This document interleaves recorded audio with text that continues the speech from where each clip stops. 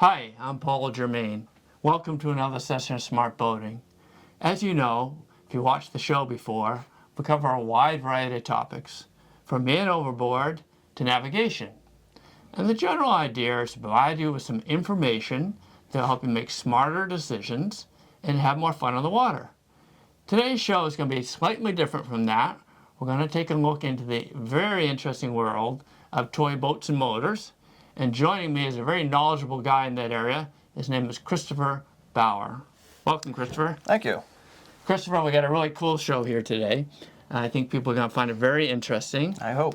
But before we get into it, can you share a little bit about your background with boats and background with the toys? Sure. Boating started very early with me, going out on my grandfather's boat on the Delaware River primarily.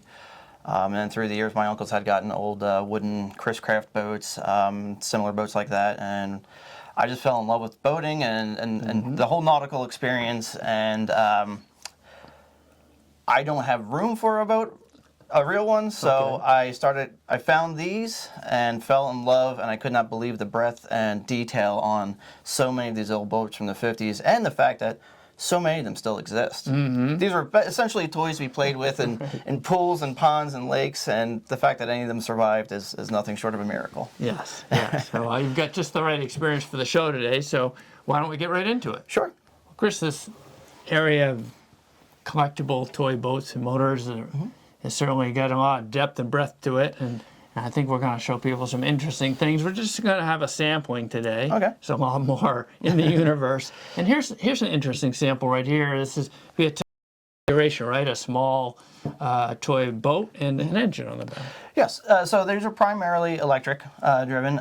You would have your small wooden boat. This particular one is a Sakai motor. It's a Speed King. Mm-hmm. The Sakai made essentially three different brands of this motor. They all looked exactly the same, with a small difference of being this says Speed King on the trim ring and Rico, R-I-C-O, on the faceplate. Yeah. Whereas there was a Wolf Cub and a Speed. The only difference there being, again, that little branding on the various sides. But yeah, this is the Sakai boat, or Sakai motor. Yes. The boat is not Sakai. But this is made to look and mimic kind of that Evinrude Big Twin format. I see. What kind of year would this come out? This would have been around the mid to late 50s. I'm not exactly sure on the production year or years for the Sakai ones, whereas K&O, another brand, they're very much very easy to pick out their manufacturer year because they are direct resemblances to their real life counterparts. Well, yeah. So speaking of K&O motors. Okay.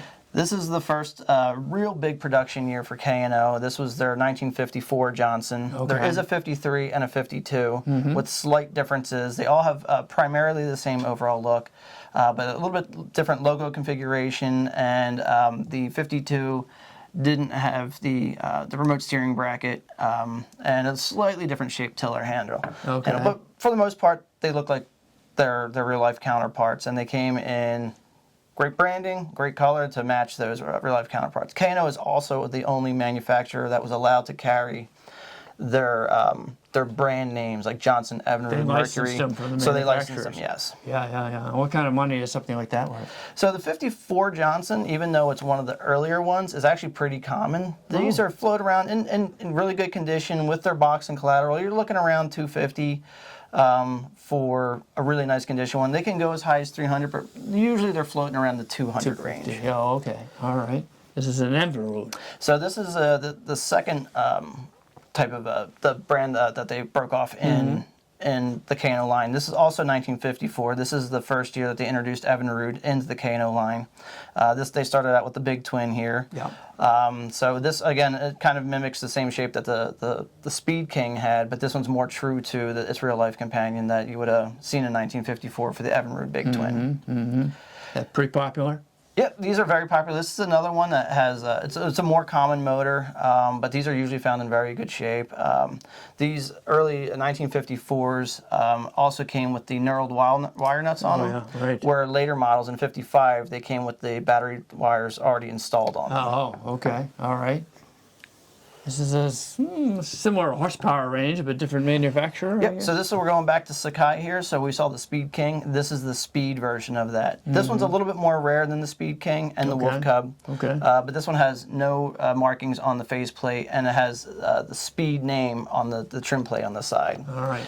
These ones, although they look very similar in size and shape to the K&Os, are much more complicated internally. Really? Yes, they're hard to work on, where the K&Os are very simplistic to work on inside. Interesting. Interesting. How about this guy here?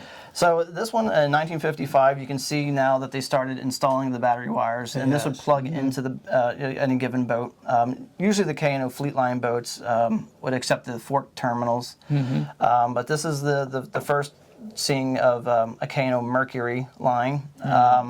These are really nice, really collectible, highly collectible motors because everybody loves those Mercuries, and they also became much more ornate in 55 with the nice, bright work that they have here, the fluted kind of cowl wrap.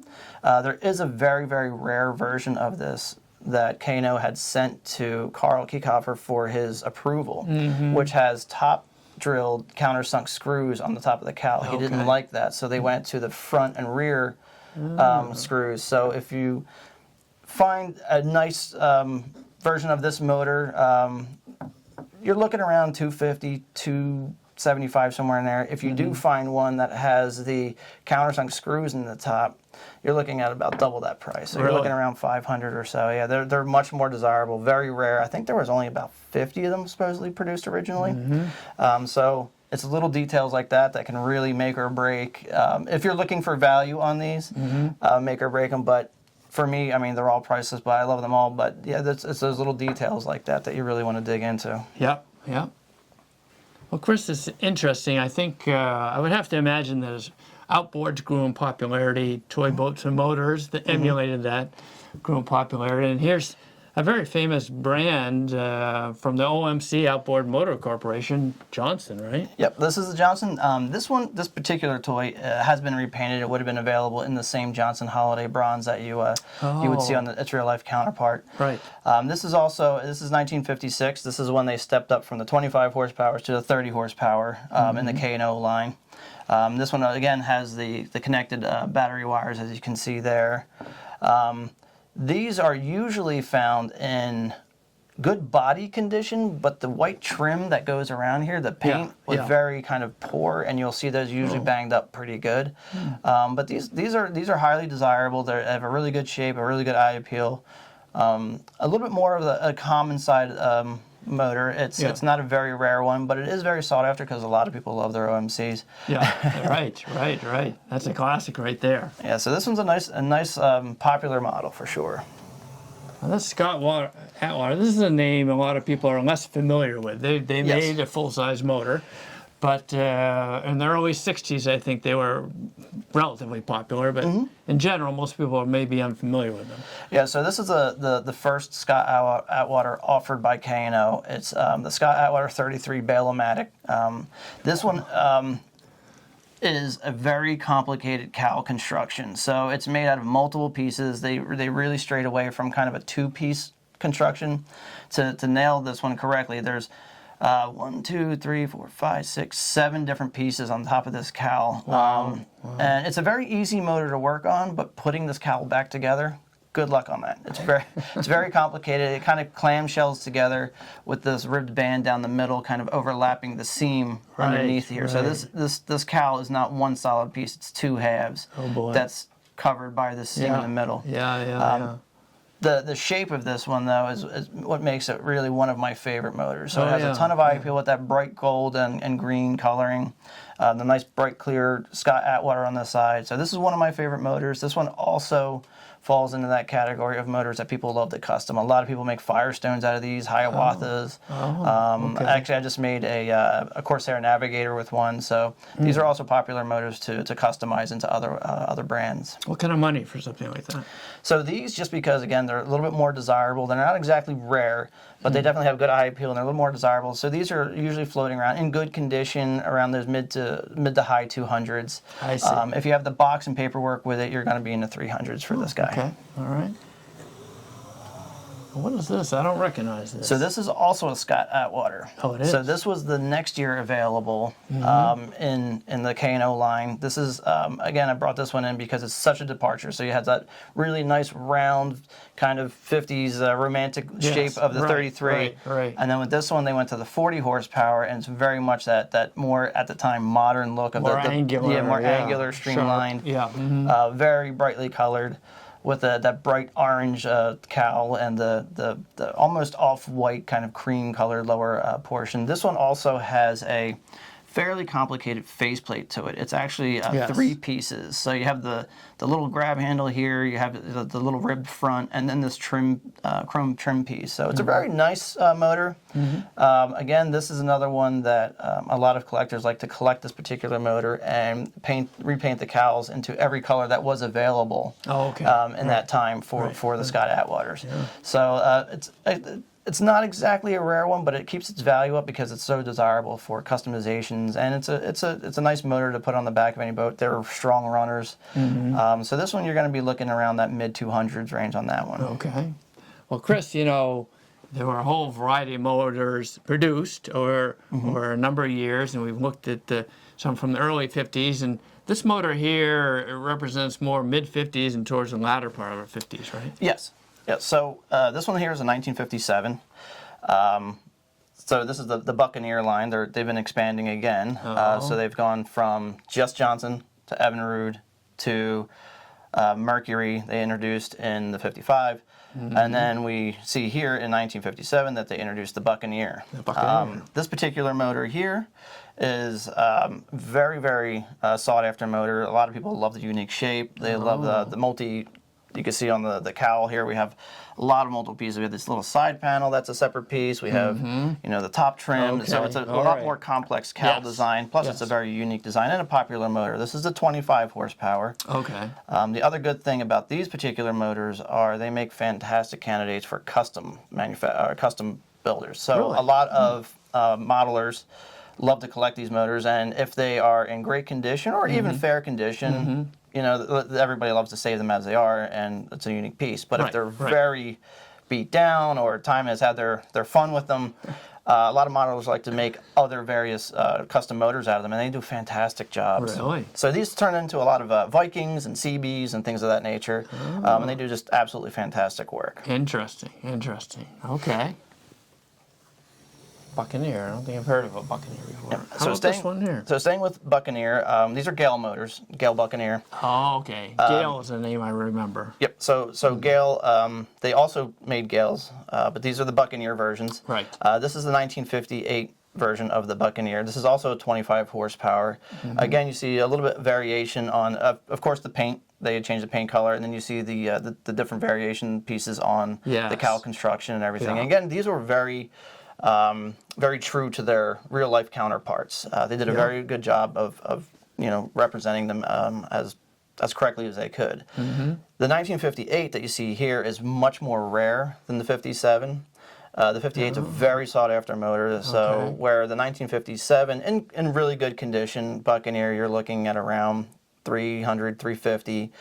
These 58 Buccaneers can go as high as $800-900. Wow, that's a big jump. In good condition, they can go really, really high. And of course, anything's only worth what somebody will pay for it. But these, a lot of people flock to these. I think they just have that unique look, and they have that great, that great shelf appeal. Yeah, interesting. Now here's an Evinrude. I can tell just from the color combination. So this is another Evinrude here, but something a little different with this one is that in 1958, K&O kind of split their manufacturing. So you have the now small horsepower Evinrudes appearing, or Evinrudes and Johnson's motors appearing in 1958. And these had a spring drive between the electric motor and the prop. And then along with the smaller 58s, they broke into the V4s and V6s for the Mercury. So you had the more small versions of these motors, and then you had a much larger version. So in previous years, up to 58, you would have basically one style of motor per brand. So you had one Evinrude, one Johnson. Where after 58 through 62, you had two versions. So you had a low horsepower and a high horsepower version of these motors. right. This looks like something 20, 25, 35, somewhere in that neck of the woods. Yeah, this one would be around that 35 horsepower range. Again, this is the small version of it. So they had the 35 and then the 50 horsepower. We'll see a 58. So this would have been the big twin. Yeah, this is the big twin. That's the big twin, right? I had one of those. That was my first engine, actually. How about this guy? So this one here is the 1958 Mercury. This one specifically, the Mercury Mark 55 in 1958, was kind of an anomaly motor, where previously on all their motors, they had a very true kind of representation of their real-life counterparts. Yes. This one, you'll notice it has a much larger cowl area. The whole upper portion of the motor is almost disproportionate to the lower portion. Yeah.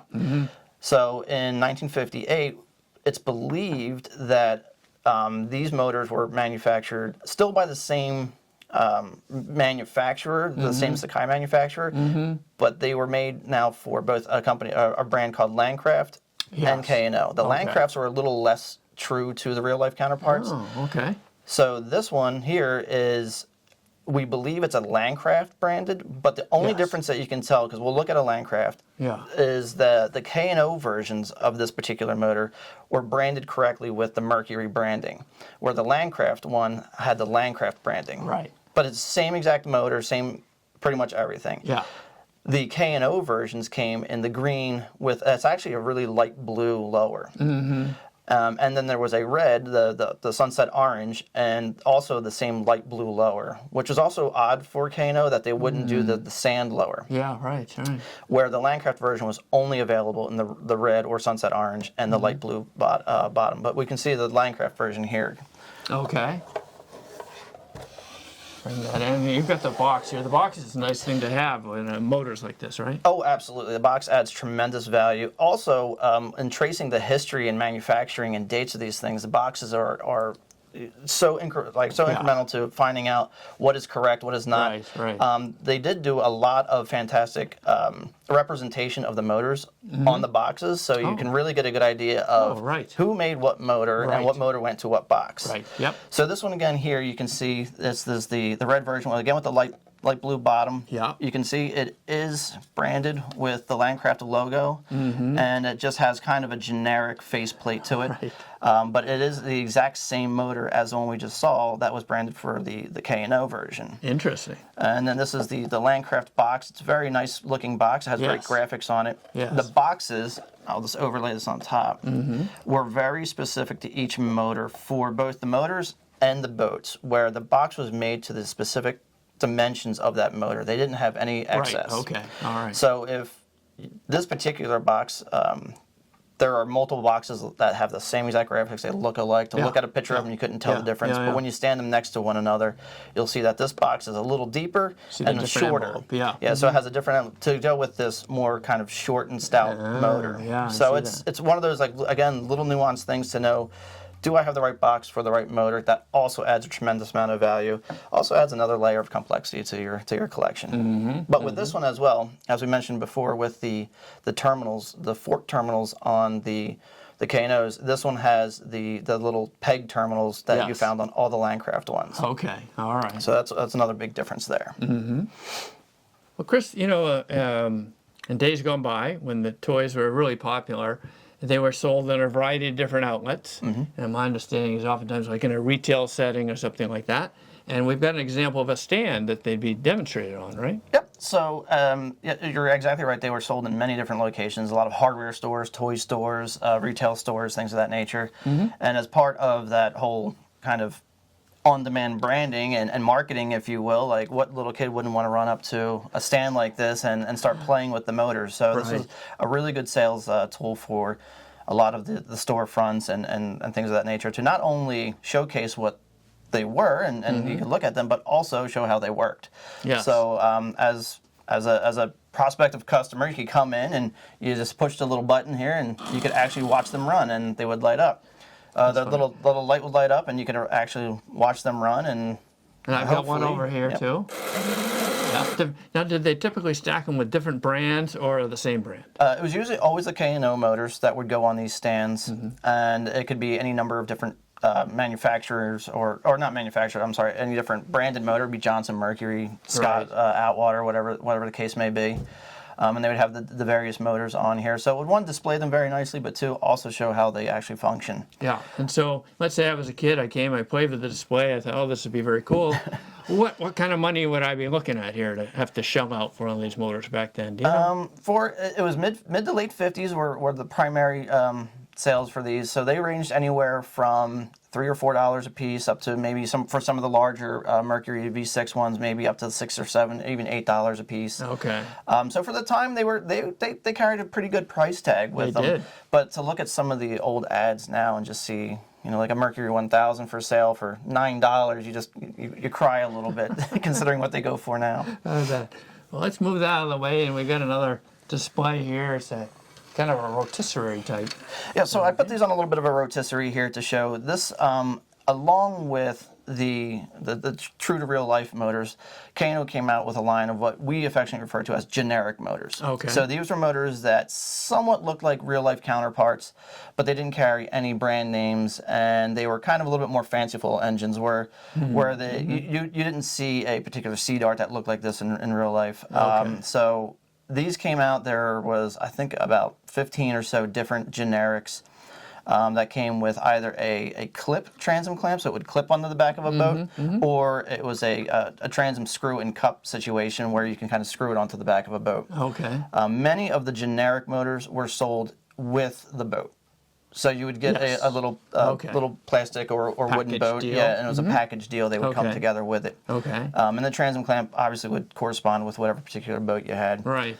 So there was a couple of different variations on all these, but these are called the generics, but these are the K&O brand motors, and they were also manufactured through the same main manufacturer in Japan. Interesting. I've got one here. I'll slide that into view. So this is another K&O generic. This one's called the Cyclone. This is a pretty unique motor in that it has a composite, like a plastic cowl to it, where a lot of them either all metal or all plastic. This one Right. has Okay. it's a hybrid, so it's a metal lower and it's a plastic top. The tops on these are almost always cracked or broken or completely shattered. It was a very brittle piece. Yeah. So with that, the Cyclone specifically became a very desirable generic to have, just because again they're fairly rare. They're not very common. They're not very rare, but they're somewhere in between. But the Cyclone became a very hot collectible, and it's gone way up in value over the last couple of years. But also another generic, but this is one of my favorite too, just because it has a little bit more flair to it. Yeah, and it's a neat little motor. Well, Chris, there were just a whole variety of full-size boats and motors and toy boats and motors. Yes. Differently. They emulated Mercury, Johnson, Evinrude, whatever. You've got an Aristocraft here. Yep, so this is an Aristocraft motor. This is a 100A, although Aristocraft calls it a model number 3. This particular motor is identical in color, shape, manufacturing, everything as the K&O generic that we were just talking about, generics. This was another generic also offered by K&O called the 100A. This by Aristocraft, they called it the model number 3. But the Aristocraft manufacturer, they also made toy boats, trains, real boats, just right. any number of things. Right. But yeah, this is the model number 3 from Aristocraft. So this was another toy outboard that you would find back in the mid-late 50s and early 60s. I've got a couple other examples here. So going back to Landcraft here, this is the white and black Landcraft. These are all metal, even though they actually painted the cowl wrap on that. Right. This is all metal. These were offered in basically 2 variations. You had the white and black with logo and white and black without logo. Both are correct. Both are Landcrafts, but one was offered with the logo, one was offered without. Yeah. Like anything else, the logoed ones tend to go a little bit more value than the unlogoed ones. But you can see here as well that the box, again, was manufactured specifically for these motors, where the other one's a little shorter and squatter box. This one's a little taller and narrower to fit these motors perfectly. And these would be used for, I don't know, a decent-sized runabout, a small cruiser, something like that. These were pretty good sized boats. They were on anywhere like 15, 16-inch sized boats. Yeah. These again were primarily for the Landcraft boats because they had the different battery terminals that would plug into the boat. Right. A little slightly different than the K&O Fleetline motors or the K&O Fleetline boats. But this one is the blue version. So this one came also in a logoed and unlogoed version. Usually, though, with the blue one, the unlogoed version comes in a unbranded box. It's just a plain brown box, and you can still oddly buy them new in box from various sellers around the world. Yeah. But they were all originally manufactured in, I'm not sure of the exact year, but somewhere in the mid to late 50s. And these were to emulate the Mercuries of the time. So Okay, all right. Well, Chris, we've covered a lot of ground today on model boats and engines. And very interesting, the evolution of them and how it's such a unique hobby. Is there anything else you'd like to add today before we wrap up? yeah, it's a very fun, engaging hobby. It has an amazing community surrounding the hobby. A lot of longtime collectors. Some of these guys have been collecting for 50, 60 years. I recommend anybody who's interested in boats and toys to definitely check out this hobby. The one thing I would caution before breaking out the checkbook and buying some of these, do your research, do your education on these, ensure that you're buying something that you feel comfortable with and that you understand what you're getting. Yes. Because these are old. These are 60, 70-year-old toys in many cases. Right. They were played with in water, so just make sure that you're getting what you expect and that you enjoy the hobby. That's first and foremost. Yes. Always buy what you love, and you'll never go wrong. Yeah. But one of the big things where I learned most of my education was on a group on Facebook. Okay. It's called Collecting Toy Outboards and Motors. It's run by an individual named Denny Cole. Fantastic guy, wealth of knowledge. But yeah, that's where I learned almost everything I know about these motors, and it's a welcoming community. It's a fantastic group of guys, and everybody shares their collections. They share their education. They share parts. Yeah. So I highly recommend it. It's nothing but fun, and as you can see, it can get really detailed. You can really go down a rabbit hole with these. Right. Well, thanks for joining me today. Thank you. And thank you, Smart Boating viewers, for watching. If you have any comments or questions, please let us know at www.smartboatingus.com. Thank you.